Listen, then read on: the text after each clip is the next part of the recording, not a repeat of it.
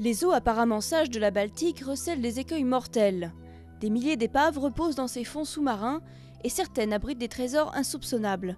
Au large de l'archipel finlandais d'Åland, des plongeurs ont retrouvé l'été dernier les restes d'un bateau.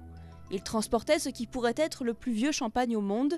168 bouteilles du précieux nectar ont ainsi été remontées à la surface. Leur âge, pas loin de 200 ans. Le plongeur local Christian Ekstrema a eu le privilège de ramener la première bouteille. Et il n'a pas fait de manière. On l'a bu, immédiatement sur le pont. J'ai ouvert la bouteille et j'ai été le premier à boire au goulot. Après, on a mis plus de forme et on a bu avec un gobelet en plastique. Mercredi, c'était au tour des œnologues de siroter une gorgée de ce champagne des océans. 2 bouteilles ont été ouvertes et soumises à leur palais. Pour le Suédois Richard Gullin, le froid et l'obscurité des fonds marins ont permis au champagne d'Åland de conserver toute sa saveur. Je le classerais quelque part dans les 300 meilleurs champagnes. C'est un très très bon champagne.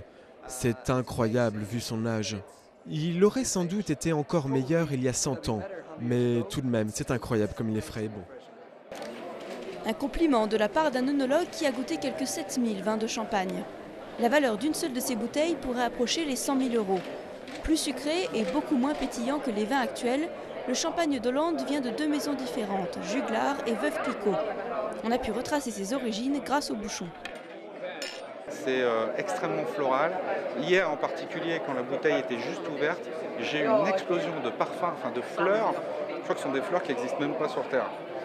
Mais c'est clairement, vous voyez ce que je veux dire, c'est de la fleur. Mais c'est pas, je pourrais pas vous dire c'est telle fleur. Ou alors c'est un bouquet de fleurs, mais vraiment impressionnant. Ça pourrait être un parfum de femme.